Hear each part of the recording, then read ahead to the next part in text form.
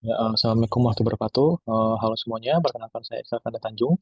Di sini saya sedang dalam proses belajar untuk machine learning, di mana di sini saya akan coba memaparkan terkait prediksi customer churn pada perusahaan telekomunikasi untuk pemenuhan tugas proyek pada kelas machine learning proses pada sekolah data backend. Jadi untuk latar belakangnya, dengan perkembangan telekomunikasi yang cepat, service provider semakin menurun akibat ekspansi dari arah yang berbasis subscriber untuk memenuhi kebutuhan akan perusahaan atas lingkungan yang kompetitif, retensi dari customer existing menjadi tantangan yang besar. Hal ini menyatakan bahwa cost untuk mendapatkan customer baru lebih tinggi dibandingkan mempertahankan yang lama. Maka sebuah keharusan untuk industri telkom menggunakan advanced analysis untuk memahami perilaku customer terhadap hal tersebut untuk memprediksi terhadap asosiasi customer uh, apabila customer tersebut akan meninggalkan layanan dari perusahaan.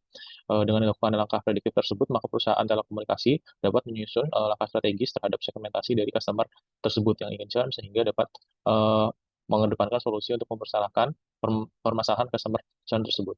Jadi untuk objektifnya di sini yang utama adalah untuk memprediksi churn dari customer telekomunikasi berdasarkan beberapa variabel yang ada. Lalu metode yang digunakan nanti kita akan menggunakan model klasifikasi logistik regression, Canary Snakeboard, decision tree, random forest, dan XGBoost. Jadi di sini untuk matriks yang kita gunakan nanti akan menggunakan F1 score karena kita fokus terhadap nilai dari precision dan recall. Kita diharapkan bisa membuat prediksi yang tepat terkait dengan jumlah customer yang churn agar kita bisa ke depannya melakukan antisipasi terhadap hal tersebut. Selanjutnya, saya akan masuk dulu ke exploratory data analysis. Jadi, sebelum tahap ini, kita membuat pipeline model untuk data pipeline. Karena tahapan EDA ini tidak masuk ke dalam data pipeline, maka saya akan menjelaskan ini. Jadi, setelah data di split di proses data pipeline, di sini kita melakukan exploratory data analysis, di mana terdapat beberapa fitur yang kita gunakan, seperti account weeks, jumlah eh, minggu layanan, lalu ada apakah dilakukan kontrak renewal, data plan, data usage-nya, penggunaan data, customer service call-nya, jadi pelanggan itu berapa kali melakukan telepon terhadap customer service, lalu day-minutes-nya, panggilan telepon per hari, lalu day call-nya, ada money charge, overage fee, dan juga roamings. Jadi di sini kita melakukan pengecekan missing value terlebih dahulu. Jadi di sini ada beberapa fitur yang memiliki missing value, lalu kita mengecek skewness-nya. Ada beberapa fitur juga yang memiliki skewness, yaitu data usage dan customer service call. Lalu kita memisahkan dataset menjadi yang churn dan tidak churn. Lalu kita melakukan visualisasi untuk semua fiturnya.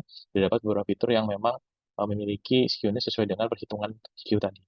Kita pisahkan terhadap yang churn dan tidak churn untuk semua fiturnya. Lalu kita menggunakan Persian correlation. Di sini kita lihat seperti fitur money charge dan data usage memiliki korelasi yang cukup tinggi seperti itu. Lalu kita melakukan t-test untuk mengecek apakah nilai dari min yang ada pada kelas 0 atau kelas yes bisa disamakan dengan min yang ada pada kelas no. Jadi di sini kita lihat lanjutannya untuk masing-masing fitur kita lakukan proses pengetesan hipotesis testing, lalu kita mengecek imbalance table. Di sini kita lihat ternyata uh, terdapat kategori yang imbalance, yaitu di kategori ya dan tidak tahu, di mana kita nanti akan melakukan penggabungan dari tidak tahu ini ke tidak agar prosesnya ini lebih efisien seperti itu. Lalu kita melakukan cek outlier terhadap semua fitur. Di sini kita lihat data usage-nya cenderung skew ke kiri, lalu customer call, day means, rata-rata memiliki fitur yang normal seperti itu. Oke, selanjutnya saya akan menjelaskan terkait data pipeline-nya.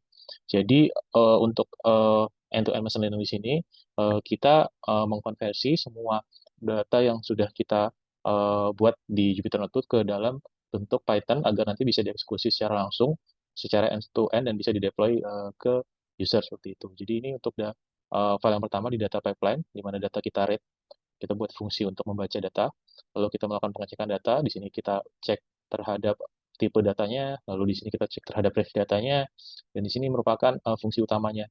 Jadi setelah dibaca, kita pickle data tersebut ke dalam raw dataset path ini, lalu kita handling untuk setiap fitur-fitur yang ada, handling missing value.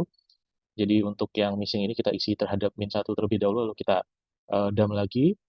Selanjutnya kita lakukan splitting agar bisa eh, lakukan pemodelan, lalu kita pickle lagi, kita save ke path ini. Jadi ini merupakan path yang sudah tertera pada file YAML yang ada seperti itu. Selanjutnya untuk tahap selanjutnya kita melakukan pre-processing. Jadi dari data yang sudah kita masukkan di data pipeline tadi, kita load lagi ke pickle, lalu setelah dibagi jadi train, validation, dan test untuk komponen XY-nya, selanjutnya kita buat fungsi terkait join label kategori, yang tadi dijelaskan bahwa kategori Chen terdapat beberapa label, yaitu tidak tahu yang ingin digabungkan dengan uh, bagian lain seperti itu. Lalu ini ada non detector, fungsi untuk mendeteksi apakah terdapat non. Lalu sini ada OH atau one hot encoder untuk fitur kontrak renewal. Lalu setelah di fit kita lakukan transform. Lalu di sini untuk setiap datanya kita lakukan random undersampling, oversampling, dan smooth. Jadi tiga itu kita buat fungsi, label encoder juga, lalu ini fit dan transform untuk label encoder, dan ini merupakan fungsi utamanya. Jadi setelah di join, kita pengecekan terhadap non-detektornya, lalu kita handling dan tadi yang sudah menjadi min satu tadi, kita melakukan pengecekan terhadap semua data training, validation, dan test. Selanjutnya, ini kita masukkan lagi ke imputer yang sudah tadi kita buat. Selanjutnya kita fit untuk kontak newar yang membutuhkan one hot encoding ke setiap datanya seperti itu. Lalu kita dump datanya, datasetnya ke dalam pickle untuk selanjutnya dilakukan modeling. Jadi selanjutnya di tahap pipeline selanjutnya di modeling ini, dari data yang kita melakukan proses um, untuk mendapatkan informasi terkait modelnya yang bisa melakukan proses uh, training secara berulang-ulang seperti itu.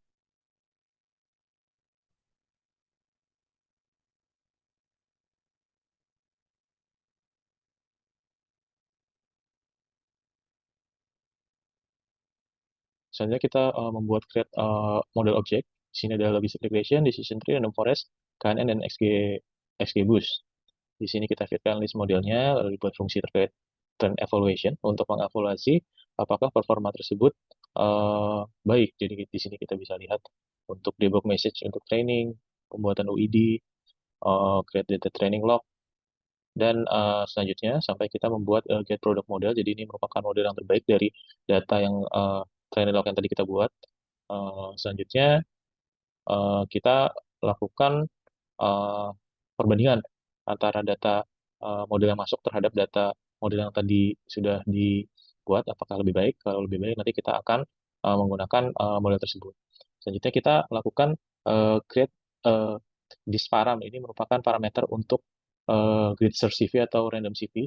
Di sini untuk semua parameter XGBoost, decision tree, KNN, logistic regression, dan random forest kita masukkan parameternya. Di sini selanjutnya kita buat fungsi untuk hyperparameter tuningnya, dan ini merupakan fungsi utamanya.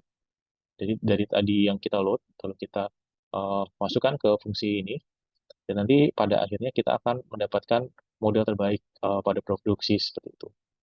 Jadi setelah didapatkan model itu, kita dapat melakukan proses deployment uh, terhadap model tersebut. Jadi untuk deploymentnya, di sini kita menggunakan API untuk menghubungkan antara hasil data tadi ke pengguna seperti itu. API sendiri merupakan fungsi dari back-end-nya, dan nanti untuk front-end-nya kita menggunakan Streamlit. Jadi untuk API-nya sendiri di sini bisa dilihat. Di sini kita menggunakan CPI, Pedantic Model, CPcorn, dan ini merupakan modul yang tadi sudah kita buat. Jadi dari tadi habis pemodelan tadi, kita membuat object oriented programming, lalu kita buat fetch API-nya untuk merespon. Lalu di sini kita transformasikan datanya, kita lakukan check range data, encoding contractual, predict data, invert transform, dan nanti kita gunakan Ovicon untuk memanggil datanya. Selanjutnya, untuk UI-nya, kita gunakan Streamlit yang membutuhkan modul Streamlit request image. Ini merupakan untuk header-nya, ini untuk judulnya, dan ini merupakan form-form yang nanti diisi oleh user, dan nantinya form-form tersebut bisa digunakan untuk proses produksi. Jadi dari model ini kita akan menggunakan Docker container. Jadi Docker container ini digunakan untuk proses deployment model, di mana Docker ini nanti merupakan virtual environment sendiri yang nanti bisa berjalan dengan dependensi untuk masing-masing service. Jadi nanti kita akan menggunakan dua service, yaitu service dari API dan Streamlit ini secara bersamaan. Selanjutnya setelah dilakukan Docker Compose yang ada di folder project tadi, kita melakukan running terhadap Streamlit frontend untuk mendapatkan interface dari pipeline machine learning-nya. Jadi di sini kita lihat untuk prediksi customer churn. Ini merupakan pipeline-nya. Coba kita masukkan untuk memprediksi. Nah, ini merupakan interface dari hasil Streamlit yang tadi kita buat, yang sudah kita masukkan dalam Docker container. Jadi di sini ada prediksi customer churn pada perusahaan Telkom. Lalu kita coba isikan variabel-variabel sesuai dengan branch tentang sudah ditentukan di awal berdasarkan exploratory data analysis. Jadi di sini kita bisa lihat untuk variabel nomor ID, customer perpanjangan masa berlakunya, data plan, lalu total berapa minggu akun aktif, total data usage-nya, sampai nanti pada akhirnya uh, beberapa rata-rata waktu roamingnya. Nanti setelah itu kita bisa lakukan predict model. Lalu setelah predict kita dapatkan hasil dari prediksi itu. Di sini bisa kita lihat untuk hasil prediksinya berupa tidak churn gitu seperti itu. Itu merupakan hasil dari prosesnya. Sebenarnya setelah ini bisa dilakukan proses deployment secara online menggunakan EC2 yang berada di AWS, namun itu tidak tercakup dalam uh, pekerjaan saya ini. Itu mungkin nanti akan menjadi feature work. Jadi mungkin dari semua yang tadi kita jelaskan, kita bisa lihat di sini untuk pipeline machine learning-nya. Jadi dari data structure yang ada di sini ada berbagai macam folder dan juga file yang saling berkaitan. Mana di sini di GitHub ini terdapat file aset di sini berisi terkait foto-foto, sini config yang berisi file YAML untuk konfigurasi. Data ini nanti ada berisi data raw dan data proses yang merupakan data mentah dan data hasil pickle-nya ada di sini. Lalu Docker ini nanti dibagi dua, ada API, lalu ada juga Streamlit yang berisi Docker file-nya dan juga requirement-nya. Lalu di sini ada log atau trailing log yang merupakan record dari hasil training yang ada. Selanjutnya ini merupakan modelnya, hasil dari pipeline modeling. Di sini ada Jupyter Notebook, di sini ada referensi dokumen. Ini report yang berisi terkait rangkuman yang sudah dikerjakan. Di sini merupakan file utamanya, file Python utama ini gitignore yang merupakan file yang digunakan untuk mengexclude file yang diupload ke GitHub seperti virtual environment. Lalu ada juga Docker Compose yang ini merupakan file yang digunakan untuk menjalankan Docker API dan Docker Streamlit secara bersamaan. Seperti itu. Lalu di sini kita bisa juga terkait flowchart for model machine learning yang setelah dibuat. Jadi di sini untuk file data pipeline, di sini dari datapad, read data, lalu masuk di split data, nanti masuk ke stage untuk bagian data preprocessing. Di sini ada join label, name detector, one hot encoding, lalu ada label encoding, lalu di sini juga ada sampling seperti itu. Setelah itu datanya clean, kita bisa bagi ke bagian fase modeling. Di sini terdapat 3 data, train, test, dan validation. Untuk training fasenya di sini kita bisa lihat prediction-nya untuk menggunakan data X-train dan Y-train. Lalu nanti akan dicatat di training log dan diupdate di training log. Lalu untuk bagian yang data valid nanti di sini akan kita gunakan randomize search CV. Jadi di sini nanti kita bisa lihat berdasarkan parameter-parameter yang sudah ada tadi di model, kita dapatkan parameter terbaiknya dan nanti akan dimasukkan juga ke training log dan diupdate terkait model score dan matrix evaluation-nya. Dari semua model yang tadi didapatkan, baik dari proses validation dan proses training nanti akan di-feed-kan juga ke data test untuk melihat seberapa fit model tadi terhadap database-nya, apakah terjadi overfit, underfit, dan lain sebagainya. Nanti akan dimasukkan juga ke dalam model score dan matrix, dan nanti akhirnya akan masuk ke get product model, yang get product model ini nanti akan kita deploy menggunakan service API dan Streamlit, menggunakan Docker container tadi yang sudah dijelaskan sebelumnya. Mungkin demikian pemaparan dari saya. Apabila ada kesalahan, mohon dimaafkan. Terima kasih. Wassalamualaikum warahmatullahi wabarakatuh.